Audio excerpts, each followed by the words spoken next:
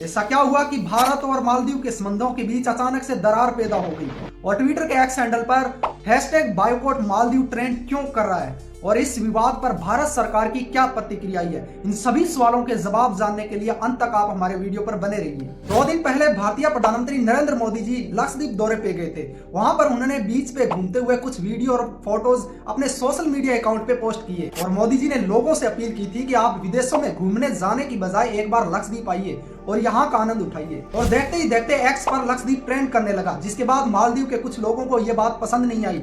उन्होंने नरेंद्र मोदी की इस यात्रा पर कुछ अजीबोगरीब कमेंट करने शुरू कर दिए। मोदी जी की इस लक्षद्वीप यात्रा पर मालदीव की एक महिला मंत्री मरियम सियोना ने तो हद ही पार कर दी। इन्होंने अपने एक्स हैंडल पर पोस्ट करते हुए नरेंद्र मोदी जी को विदूषक और इजराइल की कठपुतली तक बता दिया। और कुछ लोगों ने तो यहाँ तक कहा कि भारतीय लोग मालदीव में घूमने आते हैं और अपने साथ खाना लेकर आते हैं ताकि उन्हें यहाँ पर खर्च न करना पड़े और यहाँ पर सिर्फ एक गंदगी और बदबू फैलाते हैं। और जब भारतीय लोगों ने इनका जवाब देना शुरू किया तो मरियम सियोना को अपनी पोस्ट तक हटानी पड़ी और मालदीव सरकार को माफी तक मांगनी पड़ी और एक्स हैंडल पर #बायकॉट मालदीव और #एक्सप्लोर इंडियन आइलैंड तक ट्रेंड करने लगा।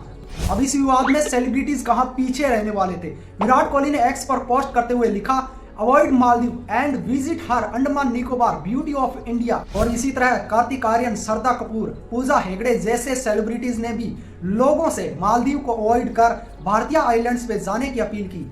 ये विवाद इतना बढ़ गया कि भारतीय विदेश मंत्रालय के मालदीव में राजदूत ने वहां की सरकार को इस मामले में बड़ी आपत्ति दर्ज कराई और इसके बाद मालदीव सरकार एक्शन में आती है और मरियम सियोना समेत उन तीनों मंत्रियों को जिन्होंने भारत पर आपत्तिजनक पोस्ट की थी उन्हें अपने पद से हटा दिया। साथ ही मालदीव के पूर्व राष्ट्रपति रह चुके मोहम्मद सालेह ने अपनी सरकार को इस मामले में घेरा और इस प्रकार के बयानों पर आपत्ति जताई और उन्होंने इन मंत्रियों पर कार्रवाई की मांग की। उन्होंने यह भी कहा कि भारत से अगर रिश्ते खराब करते हैं इससे मालदीव का ही नुकसान होगा।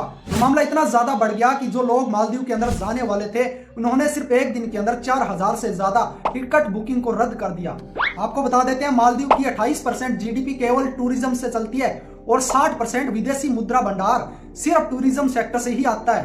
पिछले साल मालदीव के अंदर 17,57,000 पर्यटक घूमने गए थे, जिनमें से 2,09,000 केवल भारतीय थे। यानी कुल विदेशी पर्यटकों में से 12% से भी ज्यादा भारतीय लोग घूमने गए थे। जब से मालदीव के अंदर चाइना समर्थक मोहम्मद मोइजू की सरकार आई है तब से भारत और मालदीव के रिश्ते थोड़े तनाव में चल रहे हैं। भारत सरकार भी अब इसके जवाब में लक्षद्वीप के अंदर मोबाइल कनेक्टिविटी को और ज्यादा बेहतर कर रही है, साथ ही एयर कनेक्टिविटी को भी बढ़ा रही है ताकि अब भारतीय पर्यटक मालदीव जाने की बजाय लक्षद्वीप में आए।